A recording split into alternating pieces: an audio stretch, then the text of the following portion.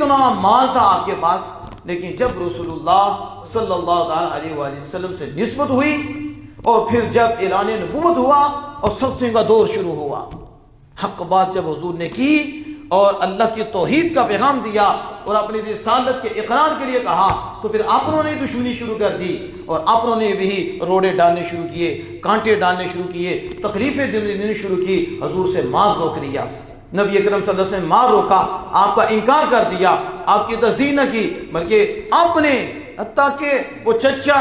دشمن ہو گیا، پوری صورت نازل ہوئی، یہ حالات بن گئے، اور حکومت بھی قریش کی تھی، کفار کی حکومت تھی، اور پھر وہ جو چاہتے وہ کرتے، وہ ظلم کرتے، تکلیف دیتے۔ اس وقت میں حضرت خدیجہ الکبریٰ رضی اللہ تعالی عنہا جو اتنی مالدار تھیں، نبی اکرم صلی اللہ علیہ وسلم ان کی شان بیان کرتے ہوئے خود فرماتی ہیں، خدیجہ وہ ہیں جب لوگوں نے مجھ سے مال روکا اور خدیجہ نے مجھ پہ لٹا دیا،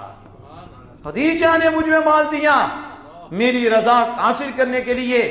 میری رضا کے مطابق انہوں نے مال دیا ہے۔ جب لوگوں نے میرا انکار کیا، مجھ پہ وہ ایمان نہ لائے،